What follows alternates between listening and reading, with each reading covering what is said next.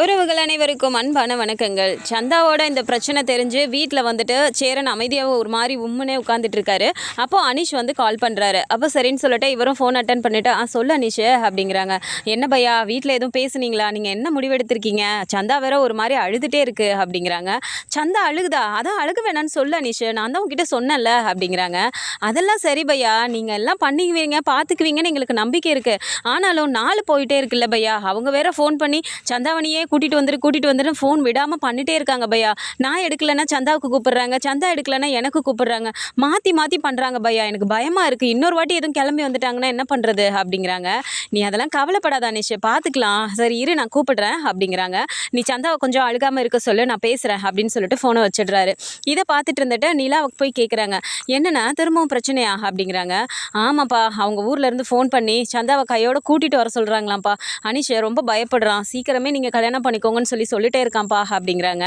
அப்புறம் என்னென்ன, நாங்களும் தான் எல்லாருமே சரின்னு சொல்லிட்டோம், சந்தாவுக்கு உங்களுக்கு பிடிச்சிருக்குல்ல, அப்புறம் என்னென்ன கல்யாணத்தை உடனே பண்ணிடலானே அப்படிங்கிறாங்க. எப்படிப்பா உடனே கல்யாணம்னா, அதெல்லாம் என்ன சாதாரண விஷயமா, உடனே பண்ணுறதுன்னா எப்படிப்பா அப்படிங்கிறாங்க. இவங்க பேசிகிட்டு இருக்கதை வந்து நடேசன் அப்படியே உள்ளே அவரை பார்க்குறாரு. பார்த்துட்டு, ஏண்டா சேரா நீ என்ன தான் நினச்சிட்டு இருக்க, கல்யாணம் பண்ணணும்னு சொல்லிட்டு அன்னைக்கே அனீஷ் வந்து சொன்னான், நானும் சரின்னு சொல்லிட்டேன், எல்லாருமே சரின்னு சொல்கிறோம், நீ மட்டும் ஏன் இப்படி இழுத்துட்டே இருக்க, தள்ளி தள்ளி போட்டுகிட்டே இருக்கியே, என்ன காரணம் அப்படிங்கிறாங்க. பெருசாக காரணம்லாம் ஒன்றும் இல்லைப்பா, திடீர்னு கல்யாணம்னா எப்படிப்பா அப்படிங்கிறாங்க.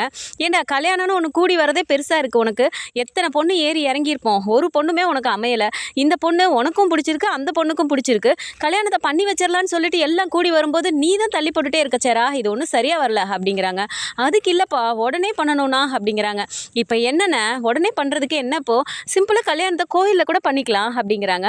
உடனே நடேசனும் பார்க்குறாரு, அம்மா இங்கே வாடி மாமா அந்த கேலண்டர் எடு அப்படிங்கிறாங்க. சரின்னு கேலண்டர் எடுத்து கொடுத்த உடனே இப்போ அதில் பார்க்குறாரு. பார்த்துட்டு வர வெள்ளிக்கிழமை அன்னைக்கு நாள் நல்லா இருக்குது, அன்றைக்கே நம்ம கல்யாணத்தை கோயிலில் முடிச்சிடலாம் அப்படிங்கிறாங்க.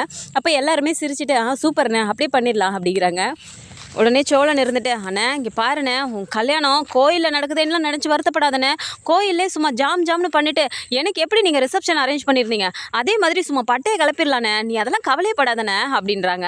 உடனே வந்து பாண்டி பக்கத்தில் இருந்துட்டு, ஏண்டா நல்லவனே, என்னமோ கையில் நிறைய காசு வச்சுட்டு பேசுகிற மாதிரியே பேசிகிட்டு இருக்க, அவ்வளோ காசு வச்சுருக்கியா நீ அப்படிங்கிறாங்க. ஏண்டா எனக்கு ரிசப்ஷன் நீங்கள் எல்லாம் அரேஞ்ச் பண்ணிங்களே, அப்போ மட்டும் நம்ம கையில் என்ன அவ்வளோ காசாக இருந்துச்சு, டக்குன்னு ரெடி பண்ணிங்கல்ல எல்லாத்தையும், அந்த மாதிரி பண்ணிக்கலாம்டா அப்படிங்கிறாங்க. ஆனாடா உனக்கு மட்டும் வாய் இல்லைன்னு வச்சுக்கோமே, சத்தியமாக உன்னெல்லாம் நாய் தூக்கிட்டு போயிருண்டா அப்படிங்கிறாங்க. டே என்னடா அண்ணனுக்காக ஒன்று பண்ணணும்னு நான் சொல்கிறேன், அது தப்பாடா அப்படிங்கிறாங்க. தப்புன்னு நான் சொல்லவே இல்லைடா, அதுக்கான காசும் நம்ம கையில் இருக்கணும், அதை பற்றி தான் பேசிகிட்டு இருக்காங்கல்ல, அதுங்களும் அப்படி பண்ணலாம் இப்படி பண்ணலான்னு என்ன அண்ணனை உசுப்பேற்றி விட்றியா அப்படிங்கிறாங்க.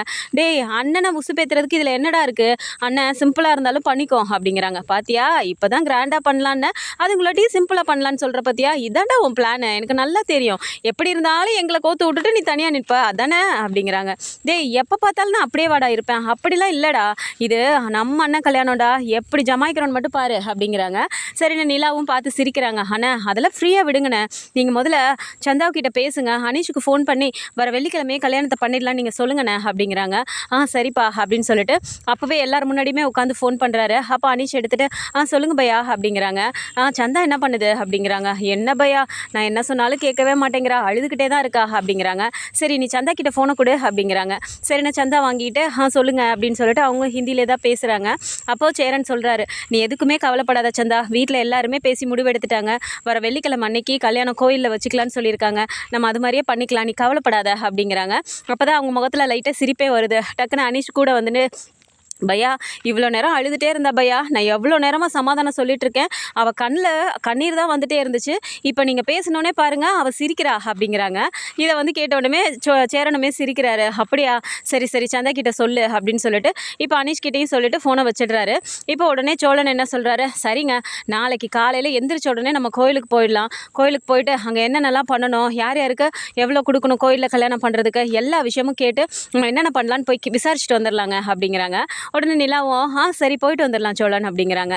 உடனே நடேசன் அப்படியே பார்த்துட்டு, ஏண்டா டேய் நீங்கள் 2 பேரும் மட்டும் போகிறீங்களா, எல்லாம் விவரம் தெரியுமா, அதுக்கும் விவரம் தெரியாது உனக்கும் விவரம் தெரியாது, எல்லாம் கரெக்டாக கேட்டு விசாரிச்சுட்டு வருவீங்களா அப்படிங்கிறாங்க. உடனே நிலா இருந்துட்டு, சரிங்க அங்கிள், நீங்களும் வாங்க. காரில் தானே போகிறோம். அப்படியே போயிட்டு நம்ம 3 பேருமே போய் கூட விசாரிச்சுட்டு வந்துடலாம் அப்படிங்கிறாங்க. ஆமாம்மா, நல்ல விஷயம் பேச போகும்போது ஒத்தப்படையில் போகிறது நல்லதுன்னு சொல்லுவாங்க. நானும் காலையில் வரேன் அப்படிங்கிறாரு. சரிங்க அங்கிள் அப்படின்னு சொல்லிட்டு இப்போது வீட்டில் வந்துட்டு சாப்பாடெலாம் எடுத்து வைக்கும்போது பல்லவன் வந்துட்டு உட்காந்துட்டு இருக்காரு. சேரன் வந்து எப்பவும் பழைய மாதிரியே வந்துட்டு பல்லவனுக்கு பிடிச்ச மாதிரி எல்லாமே பண்ணி சாப்பாடெல்லாம் கொடுக்குறது. டே பல்லவா சாப்பிட்றா அப்படிலாம் சொல்கிறதெல்லாம் வந்துட்டு பல்லவன் அப்படியே சிரிச்சிட்டே இருக்கும்போது சோழன் சொல்கிறாரு, என்னடா அண்ணன் பேசிருச்சுன்னொன்னே இன்னும் உனக்கு 2 இட்லி சேர்த்து இறங்குது போல அப்படிங்கிறாங்க. பின்ன என்னண்ணே இருக்காதா, அண்ணன் என்கிட்ட பேசாதான்னு சொல்லிட்டு நான் எத்தனை நாள் சாப்பிடாம கூட இருந்தேன் தெரியுமா. சரியா காலேஜுக்கு இங்கேருந்து கிளம்பி போவேன், ஆனால் நான் சரியாலாம் சாப்பிட மாட்டேன் தெரியுமா அப்படிங்கிறாங்க. சேரனுக்கு அப்படியே முகமே ஒரு மாதிரி ஆகுது. டக்குன்னு பல்லவன் பார்த்துட்டு, அண்ணா அதெல்லாம் நீ நினச்சி ஒன்றும் ஃபீல் பண்ணாதானே, அது நான் செஞ்ச தப்புக்கு தண்டனையா நானே எனக்கு கொடுத்துக்கிட்டது தானே, நீ அதை நினச்சிலாம் ஒன்றும் வருத்தப்படாதானே, இப்போ தான் நீ என்கிட்ட பேசிட்டல, இனிமேல் எனக்கு சந்தோஷம் தானே அப்படிங்கிறாங்க. சரிடா பல்லவா நீ சாப்பிடு அப்படின்னு சொல்லிட்டு நைட்டு சாப்பிட்டுட்டு எல்லாருமே படுத்துடுறாங்க. இப்போ மறுநாள் காலையில் எழுந்திரிச்சு சேரன் வந்துட்டு எல்லாமே ரெடி பண்ணிட்டு இருக்காரு கிச்சனில். அப்போ நிலா கிளம்பி வராங்க. ஆனால் நாங்கள் கோயிலுக்கு போயிட்டு வந்துடுறோண்ணே அப்படிங்கிறாங்க. சரிப்பா நிலா போய் பார்த்துட்டு வாங்க அப்படிங்கிறாங்க. அப்போது சோழன் வந்துட்டு ரொம்ப நேரமாக கண்ணாடி முன்னாடியே நின்றுட்டு அவர் பாட்டுக்கு பர்ஃப்யூம் போடுறதும் தலை சீவுறதும் இப்படியே பண்ணிட்டு இருக்காரு. அப்போ நடேசனுமே கிளம்பி வந்துடுறாரு. வந்துட்டு என்னம்மா கிளம்பலாமாம்மா, நல்ல நேரம் போயிட போகுது, நல்ல நேரத்தில் நம்ம கிளம்பி போயிடலாம் வீட்டில் இருந்து அப்படிங்கிறாங்க. நான் எப்பயோ கிளம்பிட்டேன் அங்கிள், ஆனால் உங்கள் பையன் என்ன பண்ணிட்டு இருக்காருன்னு பாருங்க. வழக்கமாக பொண்ணுங்க கிளம்புறதுக்கு தான் லேட் ஆகும்னு சொல்லுவாங்க, ஆனால் உங்கள் பையன் என்ன பண்ணிட்டு இருக்காருன்னு பாருங்க. நானே கிளம்பி வந்துட்டேன், கண்ணாடி முன்னாடியே நின்றுட்டு இருக்காரு. சரி விடுங்க, நம்ம ஆட்டோ பிடிச்சி போய்க்கலாம் அங்கிள் அப்படிங்கிறாங்க. அப்புறம் நடேசன் அப்படியே பார்க்குறாரு. அப்படியேம்மா நீ சொல்கிற, சரி வா நம்ம ஆட்டோவில் போகலாம் அப்படிங்கும்போது சோழன் அப்படியே பார்க்குறாரு. என்னங்க என்ன கழட்டி விட பார்க்குறீங்க அப்படிங்கிறாங்க. பின்னென்ன 3 பேர் கிளம்பலான்னு சொல்லியாச்சு, சும்மா கண்ணாடி முன்னாடியே நின்றுட்டு மாப்பிள்ளையாக போகிறவரே அவர் பாட்டு கிச்சனில் ஒரு துண்டை போட்டுட்டு உட்காந்து வேலை பார்த்துட்டு இருக்காரு. நீங்கள் என்னடா என்னமோ இப்படி பண்ணிட்டு இருக்கீங்க அப்படிங்கிறாங்க. ஆள் பாதி ஆடை பாதின்னு சும்மா வாங்க சொல்லி வச்சுருக்காங்க அப்படிங்கிறாங்க. போதும் நானே கிளம்பிட்டேன், அங்கிளும் கிளம்பிட்டாரு, இப்போ நீங்கள் வரீங்களா இல்லையா, இல்லைன்னா நாங்கள் ஆட்டோ பிடிச்சி போகிறோம் அப்படிங்கிறாங்க. உடனே நடேசன் இருந்துட்டு, மாடி என்னம்மா ஆட்டோவில் நம்ம போகிறதா இருந்தாலும் 3 பேர் கணக்குக்கு போகணுன்னு நைட்டு தானே சொன்னேன் அப்படிங்கிறாங்க. ஆமாம் இல்லை அங்கிள் சொன்னீங்கல்ல, வாண்டி நீங்கள் ஃப்ரீயாக இருக்கீங்களா, நீங்கள் வரீங்களா பேசாமல் அப்படிங்கிறாங்க. சோழன் டக்குன்னு பார்த்துட்டு, நிலா என்ன விட்டா என்னை கழட்டி விட்டு போயிடுவீங்க போல, நான் வந்துட்டேன் கிளம்பிட்டேன் வாங்க அப்படின்னு சொல்லிட்டு சாவி எடுத்துகிட்டு வேகமாக போகிறாரு. நிலா அப்படியே பார்த்து சிரிச்சுக்கிட்டே பின்னாடியே போகிறாங்க. போயிட்டு நேராக கோவிலுக்கு போகிறாங்க. அங்கே போயிட்டு இந்த நாளில் நாங்கள் கல்யாணம் பண்ணணும்னு இருக்கோம் அப்படின்னோன்னே அங்கே கோவிலுக்கு கட்ட வேண்டியது, அப்புறம் எப்படிலாம் பண்ணணும், என்னென்னலாம் வாங்கணும் எல்லாமே விசாரிச்சுட்டு இப்போ நேராக வீட்டுக்கு வராங்க. வீட்டுக்கு வந்ததுக்கப்புறமா நைட் எல்லாருமே உட்காந்துட்டு இருக்கும்போது இப்போது ஒரு பேப்பர் பேட் எடுத்துகிட்டு வராங்க நிலா. அதை பார்த்த உடனே சேரன், என்னப்பா நிலா எதுக்குப்பா பேப்பர் பேடெல்லாம் எடுத்துகிட்டு வந்திருக்க அப்படிங்கிறாங்க. ஆமாண்ணே கல்யாணம்னா சும்மாவா, நம்ம எவ்வளோக்கு என்னென்ன வேணுங்கிறது நம்ம பட்ஜெட் போடணும்ல, அதை தானே பண்ண போகிறேன் அப்படிங்கிறாங்க. நிலா சிம்பிளாக தானேப்பா பண்ண போகிறோம் அப்படிங்கிறாங்க. அண்ணா எது பண்ணாலும் நம்ம ஒரு பட்ஜெட் போடணும்ண்ணே அப்படிங்கிறாங்க. நடேசன் வந்து பார்க்குறாரு. ஆமாம்மா நீ சொல்கிறது சரிதான், உட்காந்து கணக்கு போடு, எதுக்கு எவ்வளோ செலவாகணும் போடு அப்படிங்கிறாங்க. சரின்னு உட்காந்துட்டு சாப்பாட்டுக்கு 1 லட்சம், அப்புறம் தாலி வாங்குறதுக்கு 1 லட்சம், அது ட்ரெஸ் வாங்குறதுக்கு இதுக்கு எதுக்குன்னு சொல்லிட்டு மொத்தமாக ஒரு 7-8 லட்சம் செலவாகும் போல இருக்கே அப்படிங்கிறாங்க. சோழன் அப்படியே பார்க்குறாரு. என்னங்க சிம்பிளாக பண்ணணும்னு தான் சொன்னோம், இதுக்கே வந்துட்டு 7-8 லட்சமா, இப்போதைக்கு அவ்வளோ காசுக்கு நம்ம எங்கெங்க போகிறது அப்படிங்கிறாங்க. நிலாவுக்கு அப்படியே கோவமாக வருது. என்ன பேசிகிட்டு இருக்கீங்க நீங்களா, இத்தனை ஆம்பளை இருக்கீங்கல்ல, 3 பேர் இருக்கீங்க வீட்டில், பல்லவன் தான் படிக்கிறான், அங்கிள் இருக்காங்க, 4 ஆம்பளை வீட்டில் இருக்கீங்க, இத்தனை நாளாக ஒருத்தர் கூட வீட்டில் உட்காராமல் ஓடி சம்பாரிச்சிட்டு தானே இருந்தீங்க, அப்போ சம்பாரிச்ச காசில் என்ன தான் பண்ணீங்க நீங்கள், சுத்தமாக எல்லாத்தையுமே செலவு பண்ணிடுவீங்களா அப்படிங்கிறாங்க. சேரன் அப்படியே பார்க்குறாரு. அப்படி இல்லைப்பா, நான் ஏதோ கொஞ்சம் சேர்த்து வைப்பேன்ப்பா, இவனுங்க கொடுக்குறதையும் சேர்த்து வச்சுட்டு என்கிட்ட கொஞ்சம் இருக்குப்பா, இருந்தாலும் அந்த அளவுக்கு பெரிய அமௌண்ட்லாம் இல்லைப்பா அப்படிங்கிறாங்க. சரிங்கண்ணா பார்த்துக்கலாம் விடுங்க அப்படிங்கிறாங்க. இப்போ நடேசன் உட்காந்துட்டு பார்க்குறாரு. எம்மாடி நிலா இங்கே பாருமா, நீங்கள் இந்த தாலி வாங்குறதுக்கு என்ன ஆகுமோ அதை மட்டும் நீங்கள் பார்த்துக்கங்க, ஆனால் பொண்ணுக்கு செயின் போடுறது அதை நான் பார்த்துக்கிறேம்மா, அது என்னோட பொறுப்பு அப்படிங்கிறாங்க. சோழன் அப்படியே கண்ணை விரிச்சிட்டு பார்க்குறாரு. ஐயோ என்னையா நீ பண்ணுற, நிலாவுக்கும் தாலி போடுறதுக்கு வந்துட்டு தாலியோட செயினோட கொண்டுட்டு வந்து கொடுத்த, இப்போது சேரண்ணனுக்கும் வந்துட்டு சந்தாவுக்குமே ரெடியாக வச்சுருக்கேங்கிற, நின்று என்னென்ன தான் வச்சுருக்க, எப்படி அதெல்லாம் ரெடி பண்ணுற, இதெல்லாம் முன்னாடி சேர்த்து வச்சுருந்தியா அப்படிங்கிறாங்க. ஏண்டா என்னை பற்றி என்னடா நினச்சிங்க, 4 பசங்க வீட்டில் இருக்கீங்கன்னா நீங்கள் தான் என்னை மதிக்க மாட்டேங்கிறீங்க, வீட்டுக்கு வர மருமகளுங்களாவது என்னை மதிக்க வேணாம், அந்த பிள்ளைங்களுக்கு நான் எதாவது சேர்த்து வைக்க வேணாமா, அதெல்லாம் என் வீட்டுக்கு வர மருமகளுக்குன்னு தனித்தனியாக நான் எல்லாத்துக்குமே சேர்த்து வச்சுருக்கேன், அதை வச்சு நான் பார்த்துக்குவேன் அப்படிங்கிறாரு. அப்போது சோழன் டக்குன்னு, டேய் அப்படின்னா வானதிக்கு ஒரு வச்சுருப்பாரோ அப்படிங்கிறாங்க. தெரியலேடா அப்படிங்கிறாரு பாண்டி. நீலா பார்க்குறாங்க. என்ன அங்கே குசு குசுன்னு பேசுகிறீங்க அப்படிங்கிறாங்க. இல்லைங்க, எல்லா மருமகளுக்குன்னு சொன்னார்ல, அப்போ ஒரு வேளை வானதிக்கு வாங்கி வச்சிருப்பாரோன்னு சொல்லிட்டு பாண்டிக்கிட்ட கேட்டுட்டு இருந்தேன் அப்படிங்கிறாங்க. பாண்டிக்கிட்ட கேட்டால் தெரிஞ்சிருமா? அங்கிள் எந்த நேரத்தில் எப்பப்போ எது எது பண்ணணுன்னு அவருக்கு நல்லாவே தெரியும். நீங்கள் தான் வீட்டில் இருக்க ஒருத்தர் கூட அவரை ஒரு மனுஷனாக கூட மதிக்கிறது இல்லை அப்படிங்கிறாங்க. உடனே சோழன் அப்படியே பார்க்குறாரு. ஏங்க ஏங்க அவர் பாட்டுக்கு இருக்கிறாரு, இப்போ நீங்கள் தேவையில்லாமல் அவரை கொம்பு சீவி விடுறீங்க, இதான் பேச்சுன்னு சொல்லிட்டு அவர் அதை விட பேசிகிட்டு இருப்பார். தேவையா அதெல்லாம் அப்படிங்கிறாங்க. என்ன தேவையா அதெல்லாம்? நானும் வந்த நாள்லேருந்து பார்க்குறேன். அவரை முதல்ல யாராவது மதித்து பேசுகிறீங்களா? எப்போ பாரு அந்த ஆளு இந்த ஆளுன்னு சொல்லி பேசுகிறீங்க. அவருக்கு முடியலன்னா கூட கவனிச்சிக்க மாட்டேங்கிறீங்க. என்ன வீட்டில் இருக்க ஆளுங்களுக்கு நமக்குள்ளார இருக்கிறவங்களுக்கே உடம்பு சரியில்லை அப்படின்னா நம்ம தான் பார்த்துக்கணும். நம்மளே பார்த்துக்கல அப்படின்னா வேற யாரும் வந்து பார்த்துப்பாங்க அப்படிங்கிறாங்க. இல்லை நிலா, அப்படி இல்லை அப்படிங்கிறாங்க.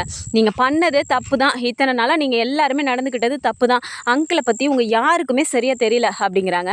சோழன் அப்படியே குசு குசுன்னு போயிட்டு பாண்டிக்கிட்ட, ஆமாம் என்னமோ இவளுக்கு தான் எல்லாம் தெரிஞ்ச மாதிரி பேசுவா அப்படிங்கிறாங்க. என்ன அப்படிங்கிறாங்க. ஒன்றும் இல்லைங்க, ஒன்றும் இல்லை, நீ பாட்டு கணக்கு போட்டுட்ருக்கியா, போடு எவ்வளோ ஆகுதுன்னு சொல்லி போடு அப்படிங்கிறாங்க. அதான் நான் சொல்லிட்டேனே 8 லட்ச ரூபா வரைக்கும் ஆகும் அப்படிங்கிறாங்க. அப்போ அப்படியே பார்த்துட்டு சேரன் வந்துட்டு, பண்ணிலா இவ்வளோலாம் வேண்டாம்ப்பா, பார்த்துக்கலாம்ப்பா விடுப்பா அப்படிங்கிறாங்க. உடனே சோழன் இருந்து சொல்கிறாரு. என்னண்ணா, நான் தான் சொன்னேன்ல, எப்படியாவது ரெடி பண்ணிக்கலாண்ணே, பார்த்துக்கலாம் விடுண்ணே அப்படிங்கிறாங்க. பாண்டி கூடவே இருந்துட்டு, டேய் நிலாவுக்கு பண்ண மாதிரி எதுவும் எசக்கு பெசக்காக பண்ணி வச்சிடாதடா அப்படிங்கிறாங்க. டேய் பாத்தியாடா நீயும் சேர்ந்து இந்த மாதிரி பேசுகிற அப்படிங்கிறாங்க. டேய் சும்மா ஒரு பேச்சுக்கு தாண்டா சொன்னேன், நம்ம கூடுமான வரைக்கும் நம்மளால் எவ்வளோ பெரட்ட முடியுமோ அவ்வளோ பெரட்டலாம், நம்மளால் முடிஞ்சதை பார்த்துக்கலாம் விடுறா, நம்ம அண்ணனுக்காக நம்ம செய்ய மாட்டோமா அப்படிங்கிறாங்க. உடனே பல்லவனு வந்துட்டு, அண்ணி நானும் வேணா என் ஃப்ரெண்டுங்கள்ட்ட யார்ட்டாவது கேட்டு பார்க்கட்டுமா அப்படிங்கிறாங்க. டக்குன்னு சேரனுக்கே கோவம் வந்துடுது. டேய் என்னடா பேசிட்டு இருக்க, நீ படிக்கிற பையன், நீ உன் ஃப்ரெண்டுங்க கிட்ட கடன் வாங்க போறியா, அந்த கடனை எப்படிடா திருப்பி கொடுக்குறது அப்படிங்கிறாங்க. அண்ணா அவ்வளோதானே, நான் ஃபைனல் இயர் முடிக்க போகிறேன், அதுக்கப்புறம் வேலைக்கு போயிட்டேன்னா நான் அந்த கடனை கட்டிக்கிறேண்ணே அப்படிங்கிறாங்க. உடனே நிலாவுமே, இங்கே பாரு பல்லவா, நீ இது ஃபஸ்ட்டு யூஜி தான் பண்ணிட்டுருக்க, இன்னும் இதுக்கப்புறம் நீ பண்ண வேண்டியதெல்லாம் நிறையா இருக்குது. எடுத்தோடனே வேலைக்கு போகணும் அப்படின்னா என்ன ஒரு இதில் கோல் செட் பண்ணி போகணும்னு நான் தான் உங்ககிட்ட சொல்லியிருக்கேன்ல, அந்த மாதிரி நீ படி, இந்த வேலையெல்லாம் நாங்கள் பார்த்துக்குறோம், இந்த கவலையே உனக்கு வேணாம் சரியா அப்படிங்கிறாங்க. சரிங்க நீ அப்படின்றாங்க. ஸோ பேசிட்டு உட்காந்துருக்கும்போது பார்த்தா வெளியில் வந்துட்டு நிலான்னு சொல்லி சவுண்டு கேட்குது. அப்போ சோழன் நெட்டி பார்க்குறாரு. யாரோ ஒரு பொண்ணு இருக்குது அப்படிங்கும்போது வேகமாக எந்திரிச்சு இப்படி கண்ணாடியெல்லாம் பார்த்துட்டு அதெல்லாம் ஹேரெல்லாம் சரி பண்ணிட்டு இருக்காரு. நிலா அப்படியே பார்க்குறாங்க. என்ன பண்ணுறீங்க அப்படிங்கிறாங்க. இல்லை யாரோ நிலான்னு கூப்பிடுறாங்க, ஏதோ ஒரு பொண்ணு உங்களை தேடி வந்திருக்கு அப்படிங்கிறாங்க. என்ன தேடி தானே, நீங்கள் என்ன பண்ணிட்டுருக்கீங்க அப்படிங்கிறாங்க. இல்லை சும்மா தான் அப்படின்னோடனே பாண்டி பார்த்துட்டு, டேய் திரும்பவும் ஆரம்பிக்காதடா, ஒழுங்காக உட்காரு அப்படின்றாங்க. சரி நீங்கள் போய் யாருன்னு பாருங்க அப்படின்னோடனே இப்படி எட்டி பார்த்துட்டு போகிறாங்க. நிலாவோட காலேஜில் படித்த ஃப்ரெண்டு வீட்டு வாசலில் வந்து நிற்கிறாங்க. நிலாவுக்கு பார்த்த உடனே அப்படியே ஒரு மாதிரி ஷாக் ஆகிடுது. அவங்களோட க்ளோஸ் ஃப்ரெண்டு வேகமாக வெளியே போயிட்டு, ஏய் திவ்யா நீ எப்படி இங்கே வா உள்ள வா அப்படிங்கிறாங்க. நிலா எப்படி இருக்க அப்படிங்கிறாங்க. நல்லா இருக்கேன், நீ எப்படி இங்கே, எப்படி இந்த வீட்டு அட்ரஸ் தெரிஞ்சுது உனக்கு அப்படிங்கிறாங்க. உன் அட்ரஸை கண்டுபிடிக்கக்குள்ளாட்டியும் எனக்கு போதும் ஆயிடுச்சு அப்படின்றாங்க. அது சரி, இங்கே நான் இருக்க வீட்டு அட்ரஸ் உனக்கு எப்படி கிடச்சிது அப்படின்றாங்க. நீ தான் அன்றைக்கி காலேஜ்க்கு வந்தியடி, மறந்துட்டியா, காலேஜ்க்கு வந்தப்போ நீ தான் இவர் கூட தானே வந்திருந்த அப்படின்னு சொல்லிட்டு நடேசனை கையை காட்டுறாங்க. அப்போ நடேசனுமே பார்த்துட்டு, ஆமாம்மா நான் தான் வந்தேன், என் கூட தான் வந்தா அப்படின்னு சொல்கிறாரு. நீ தான் ஒரு ரிலேட்டிவ் வீட்டில் இருக்கேன்னு சொல்லி சொன்னில்ல, ஜாபுக்காக போயிருக்கேன் அங்கே தான் இருக்கேன்னு சொன்னில்ல, அதனால தான் நீ அங்கே சொன்னதை வச்சு அப்படியே எனக்கு அது மைண்ட்லேயே இருந்துச்சு, அதனால் அப்படியே தேடி கண்டுபிடிச்சி நான் வந்துட்டேன் அப்படிங்கிறாங்க. சரி வா உள்ளே வா அப்படின்னும் போது உள்ளார போனவுடனே சோழனையும் பார்க்குறாங்க. இவர் தானே அன்றைக்கி உன்னை கூட்டிகிட்டு வந்தார் அப்படின்றாங்க. ஆமாம் அப்படின்னு சொன்னோடனே உள்ளே வந்துட்டு வீடெல்லாம் பார்க்குறாங்க. பார்த்துட்டு என்னடி அப்படி பார்க்குற அப்படின்றாங்க. எப்படி நிலா நீ இந்த வீட்டில் இருக்க அப்படின்றாங்க. அப்போ சேரனுக்கே ஒரு மாதிரி ஆகுது. அதனால என்ன, வீடு சின்னதாக இருந்தாலும் வீட்டில் இருக்கிறவங்க நம்மக்கிட்ட எப்படி நடந்துக்கிறாங்க, நம்மளை எப்படி பார்த்துக்கிறாங்கிறது தான் முக்கியம். ஏன்னா இந்த வீட்டில் ராணி மாதிரி இருக்கேன் அப்படிங்கிறாங்க. அப்போ சிரிச்சிட்டு இருக்கும்போதே தண்ணி காஃபி இல்லாமல் கொண்டு வந்து கொடுக்குறாங்க. அதெல்லாம் குடிச்சிட்டு உட்காந்துட்டு இருக்கும்போது, என்னடி திடீர்னு தேடி வந்திருக்கா அப்படின்றாங்க. என்ன விஷயமா தேடி வந்திருப்பேன், இவ்வளோ நாள் கழிச்சு ஒன்று திடீர்னு தேடி வந்திருக்கேன்னா எல்லாமே என்னோட மேரேஜ்க்காக உங்ககிட்ட இன்விடேஷன் கொடுக்கலான்னு தான் வந்தேன் அப்படிங்கிறாங்க. ஓ அப்படியா, கல்யாணமா, ஓகே அப்படின்னு சொல்லிட்டு இன்விடேஷனை வாங்கி பார்க்குறாங்க. அப்போ மாப்பிள்ளை வந்து ஃபாரினில் ஒர்க் பண்ணுறாரு அப்படின்ற மாதிரி போட்டிருக்கும்போது சோழன் அப்படியே பார்க்குறாரு. ஏங்க மாப்பிள்ளை என்ன பண்ணுறாரு அப்படின்னும் போது, மாப்பிள்ளை ஃபாரினில் ஒர்க் பண்ணுறாரு அப்படின்னு சொல்லி சொன்னோடனே சோழனுக்கே ஒரு மாதிரி ஆகுது. கூட படித்த ஃப்ரெண்டு வந்துட்டு இந்த மாதிரி கொண்டு வந்து கொடுக்கும்போது நிலாவுக்கு நம்ம புருஷன் சொன்னால் ஒரு மாதிரி அசிங்கமாக தானே இருக்கும் அப்படிங்கிற மாதிரி முகமே மாறி போயிடுது. சேரனுக்குமே அந்த மாதிரி தான் இருக்குது. அப்படி பார்த்துட்டு இருக்கும்போது, ஆமா நிலா, நீ இங்கேருந்து வேலைக்கு போயிட்டுருக்கேன்னு சொன்ன, எப்போ நீ திருவண்ணாமலைக்கு வருவ? சரி அதை விடு, நீ எப்போ கல்யாணம் பண்ண போகிற அப்படிங்கிறாங்க. வீட்டில் இருக்க எல்லாருக்குமே ஒரு மாதிரி ஆகுது. நீ என்னடி இப்படி கேட்டுட்ருக்க அப்படின்றாங்க. ஆமாம், நாங்கள் எல்லாருமே நம்ம செட்டில் எல்லாருக்குமே கல்யாணம் ஆகிடுச்சு, எல்லாருமே செட்டில் ஆகிட்டோம், இந்த நானும் செட்டில் ஆக போகிறேன். நீ எப்போ தான் கல்யாணம் பண்ண போகிற? உனக்கு இருக்க ஸ்டேட்டஸ்க்கு நீ இப்படி வந்து இங்கே தங்கி வேலைக்கு போகணுன்னு ஏதாவது இருக்கா என்ன? நீ ஏன் இன்னும் கல்யாணம் பண்ணிக்காமல் இருக்கா? முதல்ல நீ கல்யாணம் பண்ணிட்டு உன்னோட இன்விடேஷனை கொண்டு வந்து குடுறி அப்படின்றாங்க. அப்போ அப்படியே நிலா ஒரு மாதிரி பார்த்துட்டு, இல்லடி எனக்கு கல்யாணம் ஆயிடுச்சு அப்படின்றாங்க. கல்யாணம் ஆயிடுச்சா? என்ன நிலா சொல்கிற? அப்புறம் ஏன் நீ இங்கே இருக்க அப்படின்றாங்க. நீ வந்ததுலேருந்து கேட்டுட்டு இருந்தல, இவர் தானே கூட்டிகிட்டு வந்தாருன்னு சொல்லிட்டு, அவர் தான் சோழன், அவர் தான் என்னோட ஹஸ்பண்ட், வெளியில் உட்காந்துருந்தாருல, அவர் தான் என்னோட அங்கிள், என்னோட மாமனார் அப்படின்றாங்க. நிலா என்ன சொல்கிற அப்படின்றாங்க.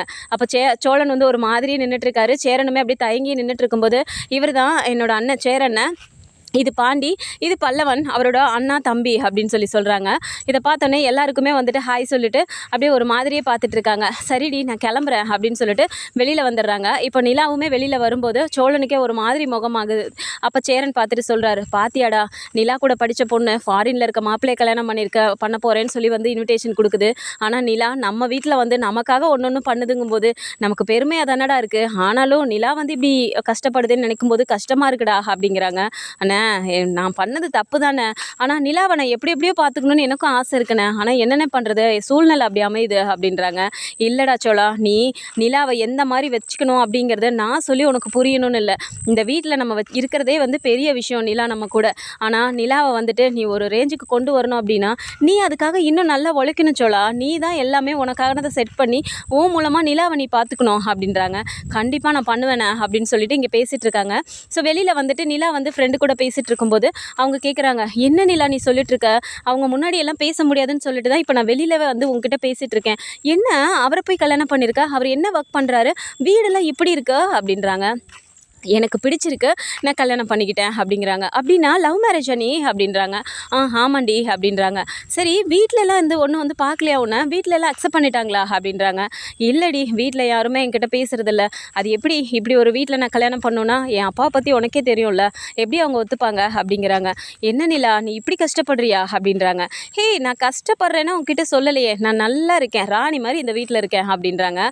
என்னவோ நிலா, நீ சந்தோஷமாக இருந்தால் எனக்கு அதுவே போதும். அவர் உன்னை நல்லா பார்த்துக்கிறாருல அப்படின்றாங்க. என்னை நல்லாவே பார்த்துக்கிறாரு, அவர் மட்டும் இல்லை, வீட்டில் இருக்க எல்லாருமே என்னை அப்படி பார்த்துக்கிறாங்க அப்படிங்கிறாங்க. சரி நிலா, நீ சந்தோஷமாக இருந்தால் எனக்கு அதுவே போதும், மறக்காமல் அவரையும் கூட்டிகிட்டு கல்யாணத்துக்கு வந்துடுடி அப்படின்றாங்க. கண்டிப்பாக நான் கூட்டிகிட்டு வரேன் அப்படின்னு சொல்கிறாங்க. சரி ஓகே அப்படின்னு சொல்லிட்டு அவங்க கிளம்பி போனோன்னே இப்போ நிலா உள்ளே வராங்க.